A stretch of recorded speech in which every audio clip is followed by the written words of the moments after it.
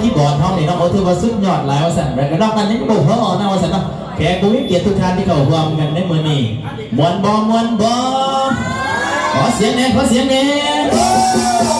ให้ท่านให้มีให้สุขดีมีใส่เด้อเนื่องในโอกาสแมรี่คริสต์มาสน้ำกันว่าสั่นเนาะทั้งมวนทั้งซื่นทั้งได้ของรางวัลเนาะได้ของรางวัลกลับเมื่อบ้านเมื่อเฮือนแล้วก็อย่าลืมแกะเบิ้งแล้วก็เอาไอ้คนข้างๆเบื้องน้ำหรือว่าได้ของรางวัลอีกอย่างเนาะวันนี้จะเห็นทุกทางเนาะมีความสุขอะไรก็ถือว่าเป็นงานที่ทั้งบริษัทของพวกเขาเนาะเตือนว่า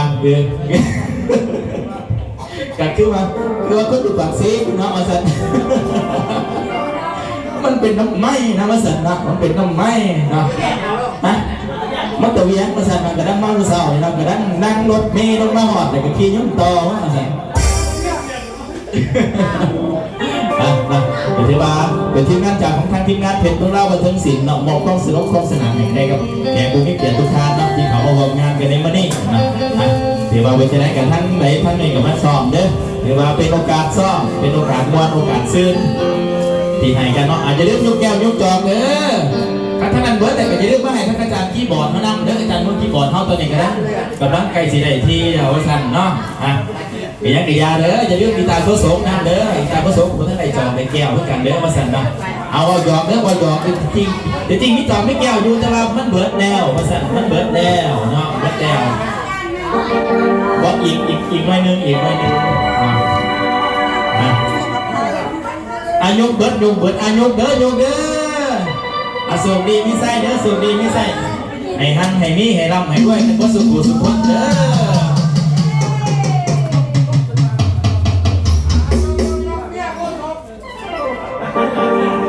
เมียโคศกทันทีเราสั่นเนาะอาจจะเริ่มรับประกอบส่วนกันเด้อวันนี้ถือว่าเป็นการซ้อมน้ำอีกเด้อซ้อมกันน้ำพร้อมอีกเนาะเดี๋ยวเรื่องมีการมีงานใหม่โดยเฉพาะนักร้องประจำวงของทั้งเพชรของเราบนเทิงศิลป์เยี่ยมซ้อมเยี่ยมห้องอะไรกันอย่าลืมเนาะที่มาแต่ที่อย่างฟังเสียงของทั้งไหนไงใจดีของเขานี่นะเนาะจากทั้งปากซองบอหรือว่าจากทั้งเมืองปทุมพรมาสั่นเนาะมาซ้อมเพลงซ้อมยังไม่ได้เป็นกันเองเนาะไม่เท่าเสียโอ้ยไม่เท่าท่านอาจารย์เมื่อกี้บอกจะเท่าเมื่อเด้มาสั่นเด้ท่าเมื่อพร้อมกันมาสั่นท่าเมื่อพร้อมกันเป็นตาอยากอายแหละไอ้นี่มาก่อนมูมันเมื่อน้ำลายมูแล้วนี่ค่ะมูจะมีมือเด็กนาทีMCเด็กเห็นมามากก่อนเอารอบเมียพี่เบอร์ไอ้แน่เมื่อกี้บอกหลังจัดไปเดี๋ยวท่านอาจารย์เมื่อกี้บอกเดี๋ยวรอเมียพี่เผลอจ้ะนี่เป็นเพลงซื่อเป็นบอกเป็นเพลงซื่อแต่ว่าเป็นชีวิตจริงเพลงเพื่อชีวิตเป็นเพลงเนาะที่เป็นจริงมันเป็นอย่างนั้นเนาะอ๋อเป็นแต่เพลงมาสั่นเด้อท่านอาจารย์นี่อาจารย์ว่าจะสิขอใจผิดจะสิขึ้นไปไกลเด้อมาสั่นเด้อมันเป็นเพลงมาสั่นเป็นเพลงเนาะมาสั่นรอบอีตาเกียมโตจัดให้เด้อสั่นเด้อท่านอาจารย์มือคีย์บอร์ดขึ้นมาด้วยก่อนที่จัดรอบต่อไปกับมิตรวันยกแก้วยกจอกให้เบิร์ดอีกก่อนเด้อเธอ1 2เถื่อเด้อมาสั่นเด้อโมเดลมวนในซีนดับเพื่อนว่าเนาะผมมีเหล้าผมมีเบียร์กันเพื่อว่าเขาเลยว่าต้องในม้วนต้องในซีนน้ำกันมาสั่นนะครับประกอบตามที่ว่านักร้องเขาเด้อทั้งนักร้องเขาเตรียมตัวขึ้นล่อระนาเวทีประกอบส่วนในทั้งแขกทุกท่านเขาได้ม้วนในซีนแทนมาสั่นเนาะจริงๆอย่างในยินเสียงทั้งไงใจดีจากเมื่อกุตุพรเขาหนาเนาะชีวิตนุ่มขอท่ามาสั่นเนาะชีวิตนุ่มขอท่ามาสั่นเนาะพร้อมนะวะเป็นพร้อมนะสู้ๆนาเวทีรอเมียพี่เผลอมาสั่นเนาะจากทั้งอาจารย์ใหญ่ใจดีมาจากทั้งปากซองเข้าว่าสั่นสู้ๆอาจารย์แจ็คบาก็สั่นรอบเมืองเป็นเรือปิดนะ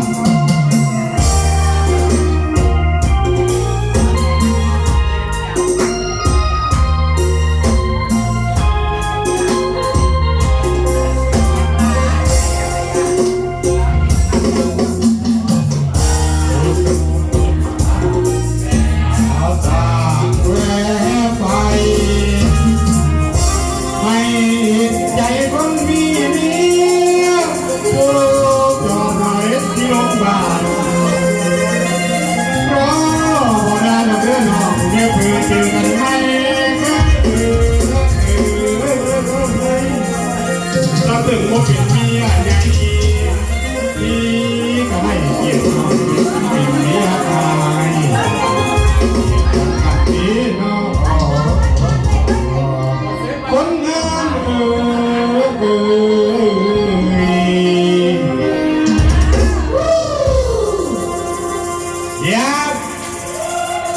ของโรคไก่ยี่ห้อเนาะ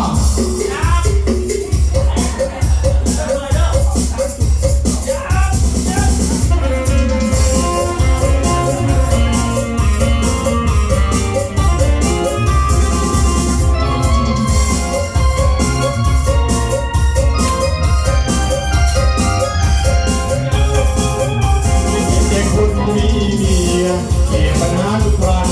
อย่าแบ่งปันเวลาไปหาตะวันก็รู้ว่าพี่รักเจ้าเพียงไรโอ้หัวใจทุกวันเวลาพยายามไม่แต่งตัว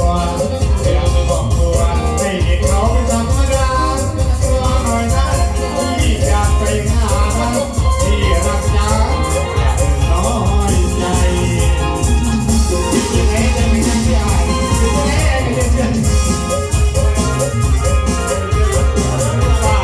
ดเสริมสาวหวานแสนเศร้า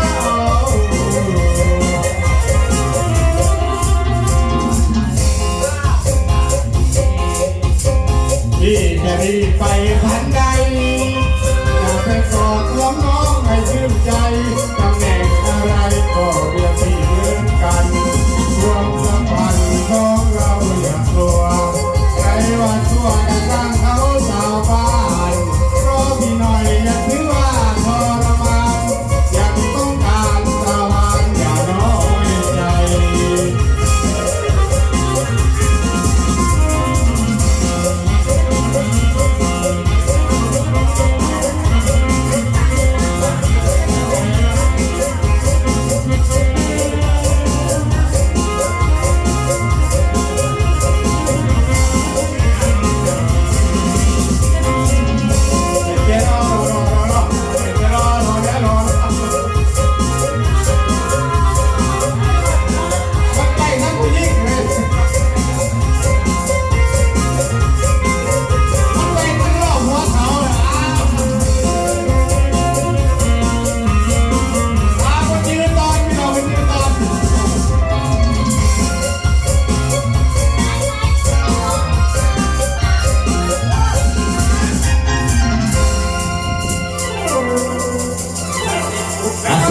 ส่วนให้ทั้งอันใหญ่ใจดีเขาประกอบเพลงมาสั่นเด้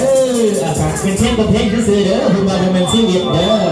เป็นเพลงตัวเพลงซื่อเนาะที่ว่าในบทเพลงรอเมียพี่เผลอมันนะเนาะเป็นเพลงสองเพลงโอ้คักแล้วนะชอบมีแต่ว่าต่อไปอะไรกันชอบมันได้กันที่ว่าเกียร์บอกขับงานน้ำกับวงไหนด้วยเนาะทักประธานเกียร์มาตุปัดเดียวเนาะเกียร์เสือให้ซิปโตผมก็สั่น วันที่13เดือนหน้าแม่นงานปกติอยู่แพร่